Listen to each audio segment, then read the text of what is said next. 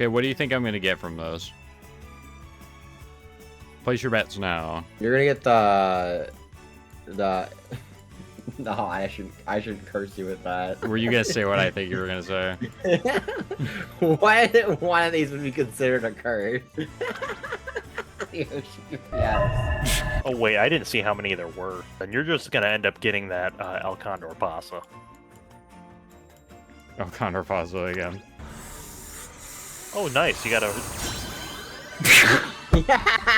So hear me out. What if there was a game featuring anime horse girls that exist in a parallel dimension to ours, who inherit the wills of real-life horses and train their physical attributes to compete in races against each other, which they follow up with a concert for their adoring fans?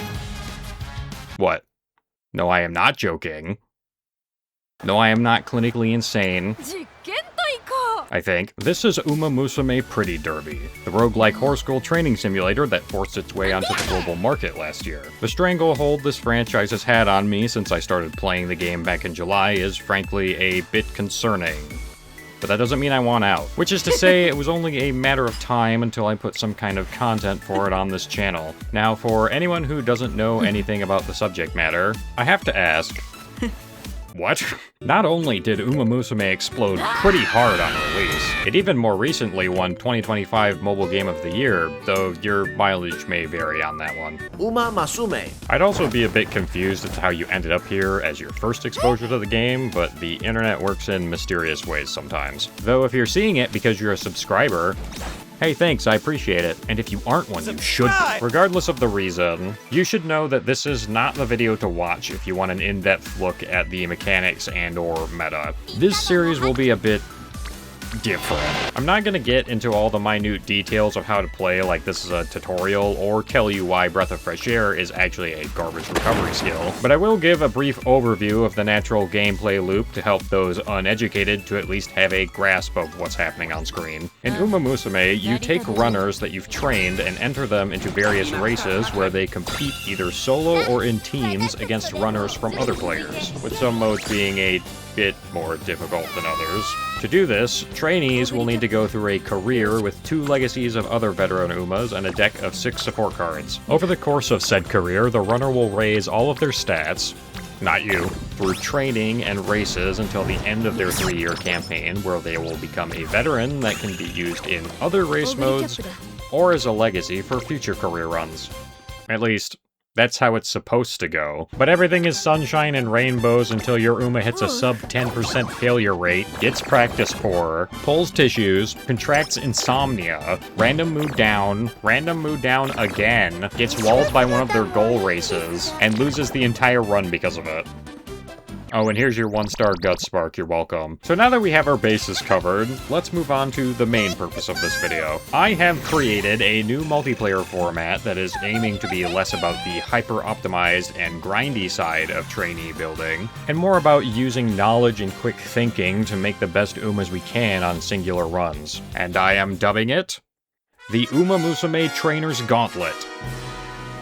That being said, I would not consider any of us experts in the slightest, so knowledge is certainly an interesting term to use. In this league, everyone only gets 1 shot, asterisk, at leading their Umas to being the best they can for the final showdown at the end. Each trainer will be running a total of 6 trainees to build their roster, with 4 of them being the same among all teams, and the other 2 differing according to the trainer's preference. The career playthroughs will be conducted on the URA Finale scenario, primarily because it's the most basic, but also because it's what I wrote the rules for and I don't want to change them. I wanted to leave everyone's agency for builds as free as possible, but I have put some restrictions and leniencies in place to keep everyone on a relatively even playing field. Let's start with legacies. For the most part, anything goes, but blue sparks have been limited to a maximum of 15. This felt necessary since 2 of us in this competition play the game quite a bit more than the others. That's the only limit on legacies though. People could stack 18 Encloser sparks on a Bakushin and I wouldn't care.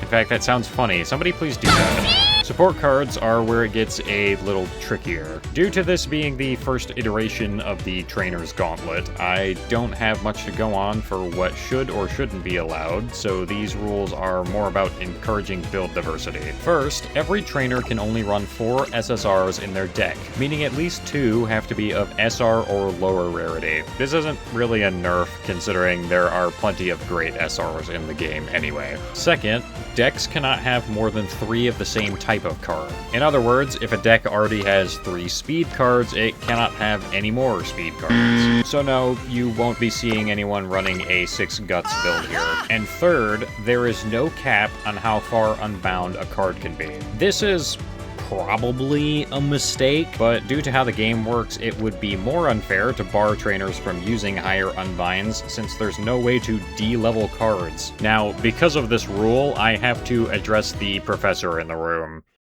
The one versed in curvature, specifically.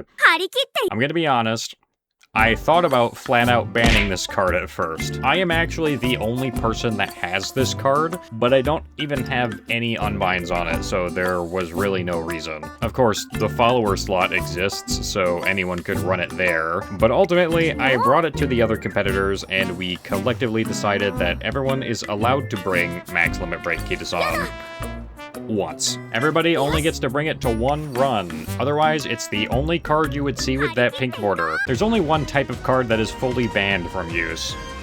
PAL cards. Instead of giving friendship training on a stat and randomly dropping skill hints, these cards provide different buffs, like decreasing failure rate or turning the game into a dating sim. Each one has a series of recreation events that always give the same bonuses across all playthroughs. Only 2 of us have access to good cards in this category, so I thought it would be a bit unfair to allow their use in this competition. One of us in particular would have a much bigger advantage. Now for veterans, there's a requirement for each UMA to enter the races at the end, being that they must have at least B rank. If their rank is any lower, trainers can rerun the trainee with the same deck and legacies until they get a veteran that's usable. Aside from this obligation, each trainer gets 1 retry they can use on any runner if they want to. Though the same restriction applies, the build must be the same as the original. They can then decide afterwards whether they would like to bring the original or newer version. Finally, let's talk about the races. There will be 10 in total, 2 sprints, 3 miles, 3 mediums, and 2 longs. And 1 each of the first 2 will be dirt. Yes, I'm serious. Everything about the first 9 races will be randomized. Length, weather, direction, nothing is guaranteed, not even mood. The last race, however, is static, and the trainers all know the details about it. I'll keep you in the dark until the day of, though. To ensure all the characters get a chance to shine, each runner has to enter at least 3 races and cannot enter more than 6. Points will be distributed based on the placement of each trainer's highest ranking UMA as shown here, with the final race being worth double, and whoever gets the most points wins, if you couldn't guess that part. The first set of runs will go live in... well, it's probably already up by the time you're watching this, but if it isn't, then just wait a few minutes. This is my first time attempting a new content format completely from scratch, so while it may end up executing a bit roughly, I hope you enjoy the show regardless. I'm sure it'll be fine. And if you could share this and the future videos around, I would appreciate it very much. I want to share the fun with everybody, and would even love to see other people do their own take on the Trainer's Gauntlet. So if that comes to pass, be sure to send a link, and please credit me. Or else. Alright, now you can press that thumbnail on the right, and it should take you to the first video. See you there!